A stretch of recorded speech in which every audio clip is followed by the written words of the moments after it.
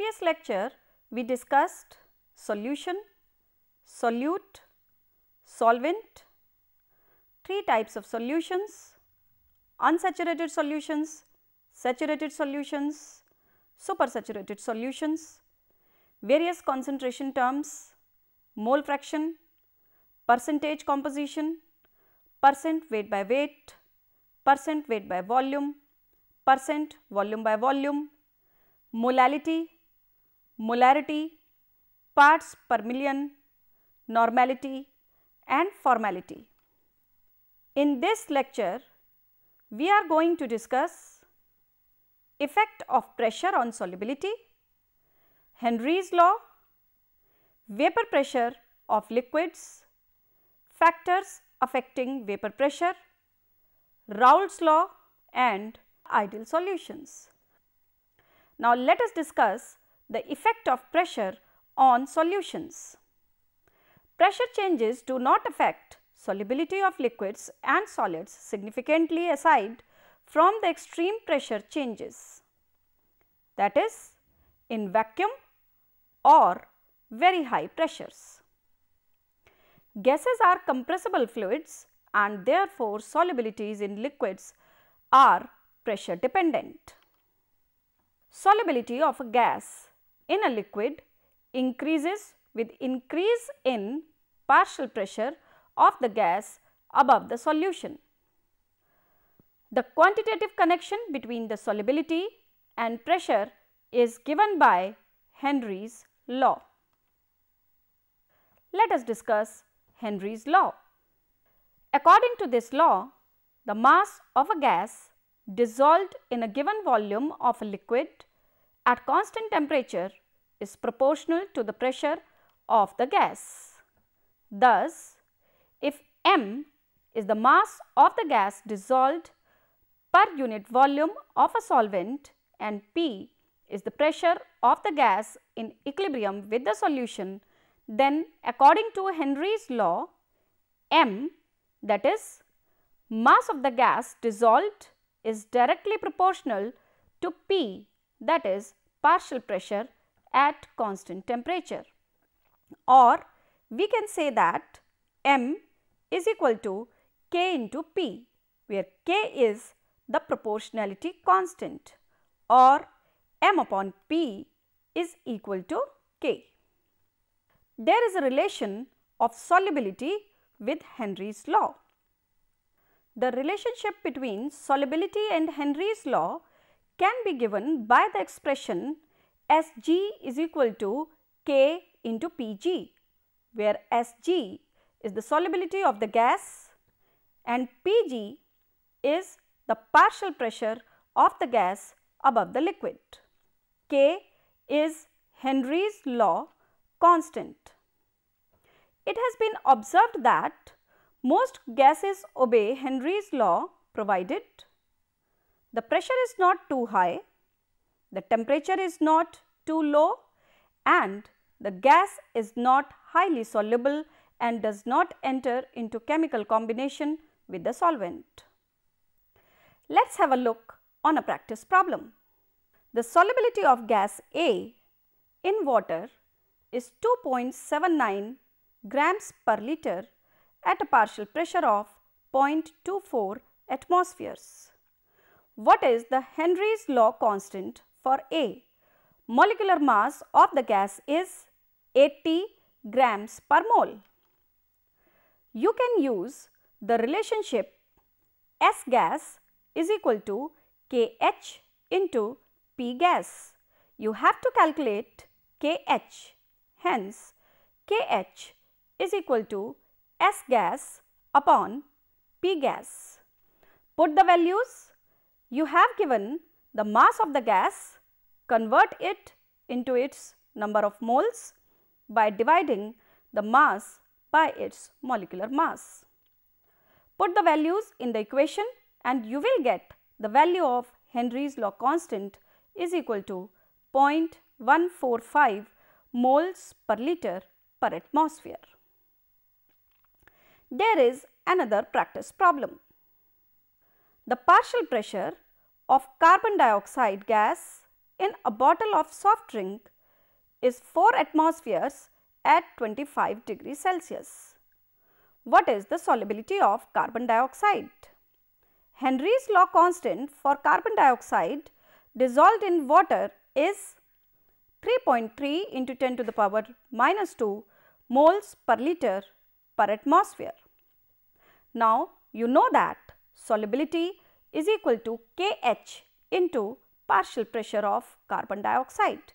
Put the values of Kh, you will get solubility is equal to 3.3 into 10 to the power minus 2 into 4 equal to 0.1 moles per liter. Henry's law can also be presented as P is equal to Kh into x. P is the partial pressure of the gas, Kh is Henry's law constant and x is the mole fraction of the dissolved gas. If we plot a graph between P, partial pressure of the gas, and the mole fraction of the dissolved gas, we will get a straight line passing through the origin. Different gases have different Kh values, that is Henry's law constants, at the same temperature. This suggests that Kh is a function of the nature of the gas. It is obvious from Henry's law equation that higher the value of Kh at a given pressure, the lower is the solubility of the gas in the liquid. There are different values of Henry's law constants for some selected gases in water. It can be seen from this table that Kh values for both nitrogen and oxygen increase with increase in the temperature, indicating that the solubility of gases increases with decrease of temperature. It is due to this reason that aquatic species are more comfortable in cold waters rather than in warm waters. There are several applications of Henry's law. First is to increase the solubility of carbon dioxide in soft drinks and soda water. The bottle is sealed under high pressure. In case of scuba divers, high pressure leads to high solubility of gases. When scuba divers come towards the surface, the dissolved gases are released and bubbles of nitrogen are formed in the capillaries. This blocks capillaries and creates a medical condition known as bends, which are painful and dangerous to life. To avoid bends as well as the toxic effects of high concentrations of nitrogen in the blood, the tanks used by scuba divers are filled with air diluted with helium. It contains 11.7% helium, 56.2% nitrogen and 32.1% oxygen. There is another application of Henry's law. At high altitudes, the partial pressure of oxygen is less than at the ground level. Hence, the concentration of the oxygen in blood is decreased. This leads to a medical condition known as anoxia. In this case, the ability to think properly is decreased. Now, we are going to discuss the effect of temperature on solubility of the gases. Solubility of gases in liquids decreases with rise in temperature. When dissolved, the gas molecules are present in liquid phase and the process of dissolution can be considered similar to condensation and heat is evolved in this process.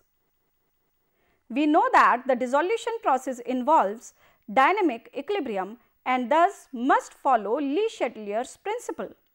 As dissolution is an exothermic process, the solubility of the gas will decrease with increase in temperature. Let us discuss the vapor pressure of the liquids. Vapor pressure is defined as the partial pressure exerted by the vapors above the liquid surface in the equilibrium with liquid at a given temperature. In illustrations A and B, the liquid and vapor states of a given substance are represented. The individual molecules or particles are represented at a particular instant of their random motion. In illustration C, it has been shown that when equilibrium is reached, the number of molecules evaporating is equal to the number of molecules condensing. The pressure read on the manometer is the vapor pressure of the liquid at that temperature. Vapor pressure of the liquid depends upon the nature of the liquid and the temperature of the liquid. Let us discuss the effect of nature of the liquid on vapor pressure. Liquids that have weak intermolecular forces are more volatile and have a higher vapor pressure. For example, vapor pressure of ethyl alcohol is greater than that of water. The vapor pressure increases with increase in temperature. This is because with an increase in temperature, rate of evaporation also increases. Let us relate vapor pressure with Raoult's law. In 1886, the French chemist Frances Marie Raoult carried out a series of experiments to study the vapor pressure of a number of binary solutions containing non-volatile as well as volatile non-electrolyte solutes. On the basis of results of the experiments, he stated a law known as Raoult's law. According to this law, the partial pressure of any volatile constituent of a solution at a constant temperature is equal to the vapor pressure of pure constituent multiplied by the mole fraction of that constituent in the solution. Pa is equal to Na upon Na plus Nb into P naught A, which is again equal to Xa into P naught A. Here P naught A is the vapor pressure of pure liquid A and Pa is the partial pressure of the liquid A in the solution. Similarly, Pb is equal to Nb upon Na plus Nb into P naught B, which is again equal to Xb into P naught B. Here P naught B is the vapor pressure of pure liquid B and Pb is the partial pressure of B in the solution. If the total pressure is P, then P is equal to Pa plus Pb, means total vapor pressure of the solution will be equal to partial vapor pressure of liquid A plus partial vapor pressure of liquid B. Hence, P is also equal to Xa P naught A plus Xb P naught B. These equations can be represented graphically. You can have a look on the graph shown in the figure. As the values of P naught A and P naught B are constants at a particular temperature, it reveals that total pressure is a linear function of Xb or Xa. That is, the plot of P versus Xa or P versus Xb should be a straight line. The variation of P with mole fraction is given by the solid line in the graph. The vapor pressure of a solution containing non-volatile solute is directly proportional to the mole fraction of the solvent. That is because there is no contribution towards the vapor pressure of the solution from non-volatile component, means Pb is equal to 0. The solutions which obey Raoult's law are called ideal solutions. For such solutions, the vapor pressure of the solution always lie between the vapor pressure of the pure components.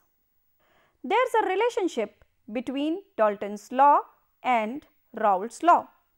The composition of the vapor in equilibrium with the solution can be calculated applying Dalton's law of partial pressures. Let the mole fractions of vapors A and B are Ya and Yb respectively.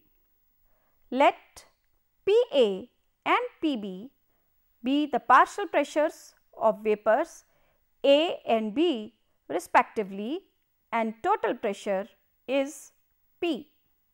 Now, Pa will be equal to Ya into P, that is, partial vapor pressure of A will be equal to mole fraction of vapors of A into total vapor pressure P.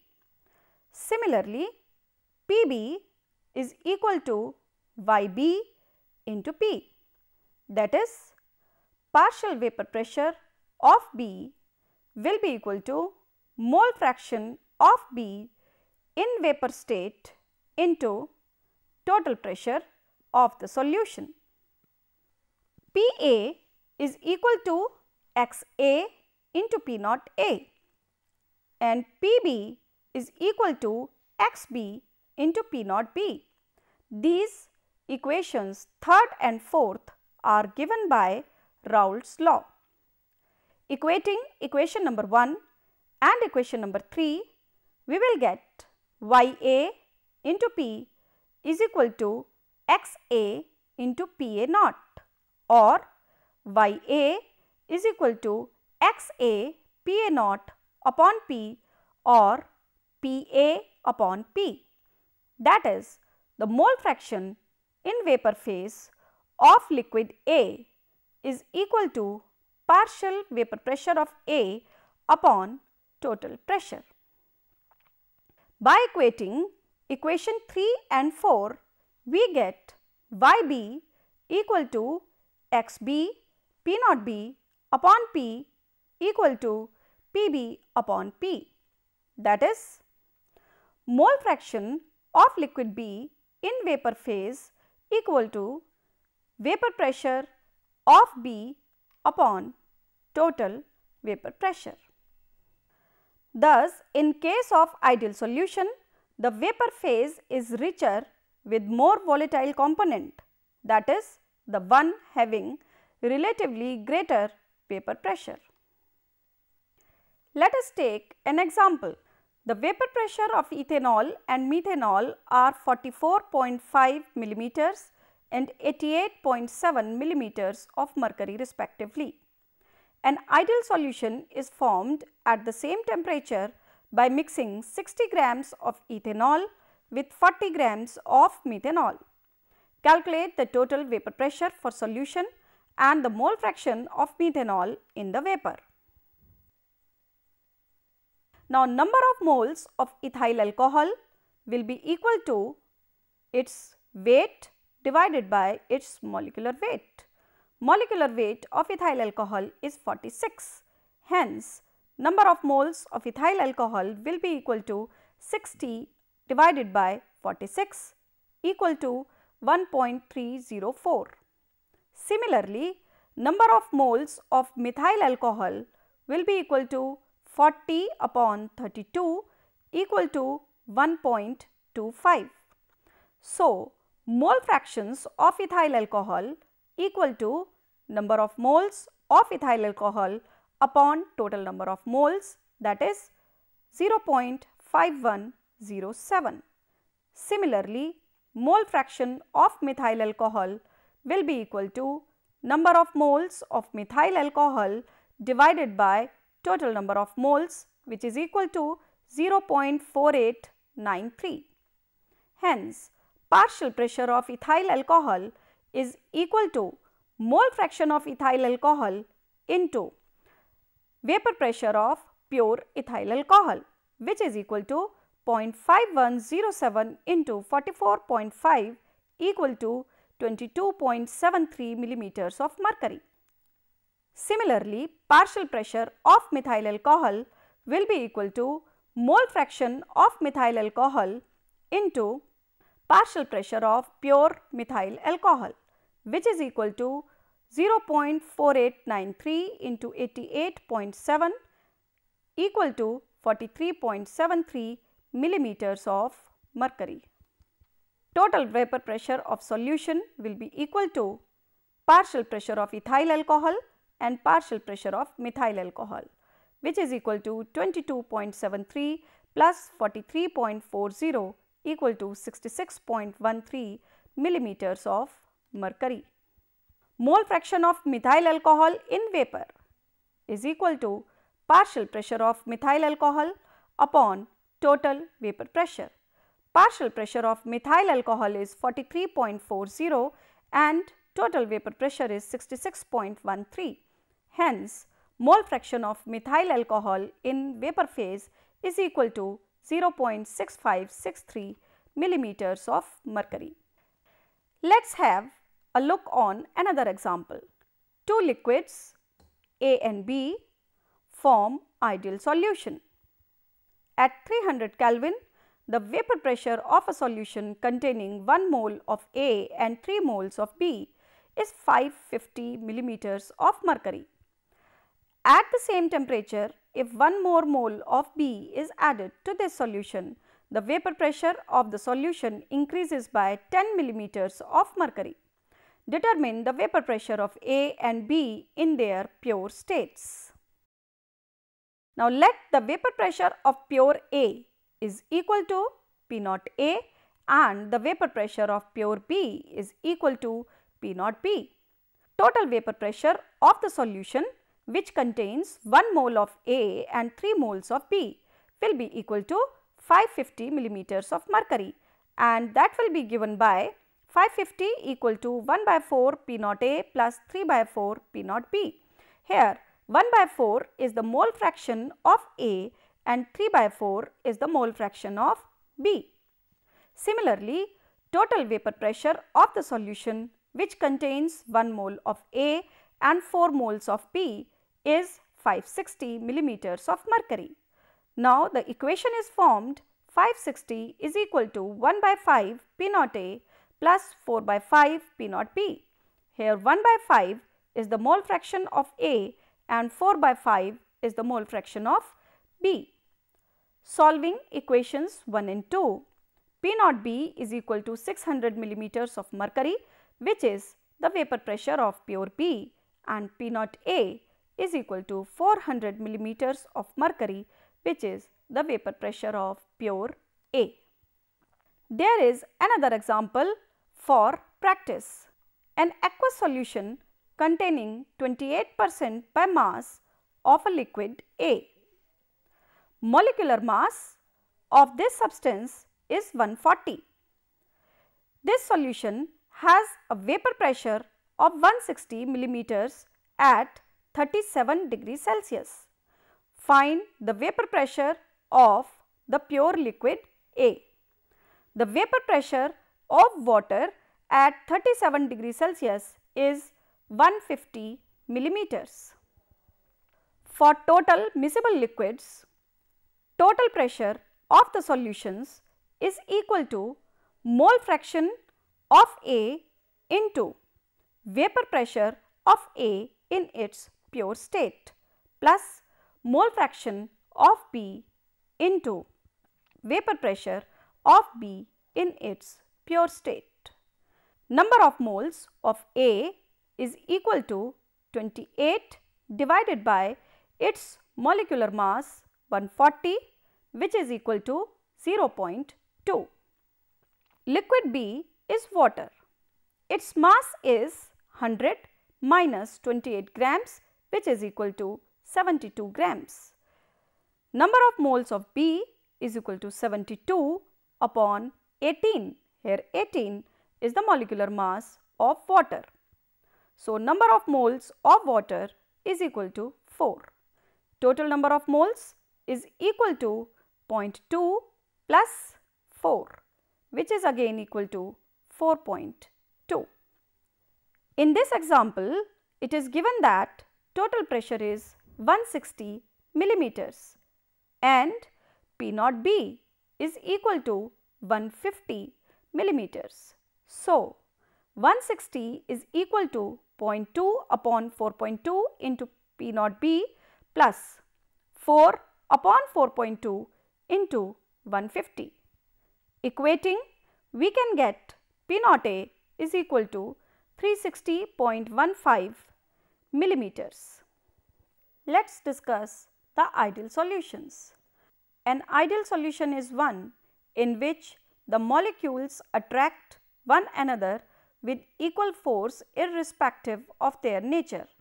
Thus, a solution composed of two components A and B will be an ideal one if the forces between A and B and B are same. An ideal solution possesses some characteristics. Number 1, volume change of mixing should be 0. Delta V mixing is equal to 0. That is, volume of solvent plus volume of solute must be equal to the volume of solution. Number 2, heat change on mixing must be equal to 0. Delta H mixing is equal to 0. That is, heat is neither absorbed nor evolved during solution making. Number 3, there should be no chemical reaction between solvent and solute. Solvent and solute must make a perfect solution on mixing. Number 4, solute molecules should not dissociate in the ideal solution. For example, on adding water to sodium chloride, it dissociates in Na plus ions and Cl minus ions. Hence, the aqueous solution of sodium chloride is not an ideal solution. Condition number 5, solute molecules should not associate in ideal solution. For example, benzoic acid on dissolving in benzene dimerized, hence it associates in the solution. Hence, the solution of benzoic acid in benzene is not an ideal one. Next characteristic of ideal solutions is that ideal solutions must obey Raoult's law at all concentrations. There are some binary mixtures which show the properties of ideal solutions: benzene and toluene, carbon tetrachloride and silicon tetrachloride, normal hexane and normal heptane. Now, let us revise. We have discussed the effect of pressure on solubility. The solubility of a gas in a liquid increases with the increase in partial pressure of the gas above the liquid. Henry's law. According to this law, the mass of a gas dissolved in a given volume of a liquid at constant temperature is proportional to the pressure of the gas. Next, we discussed vapor pressure of liquids and factors affecting vapor pressure. These factors are nature of the liquid and temperature of the liquid. We have defined the Raoult's law. We also discussed the ideal solutions. These are the solutions which obey the Raoult's law at all concentrations. Thank you.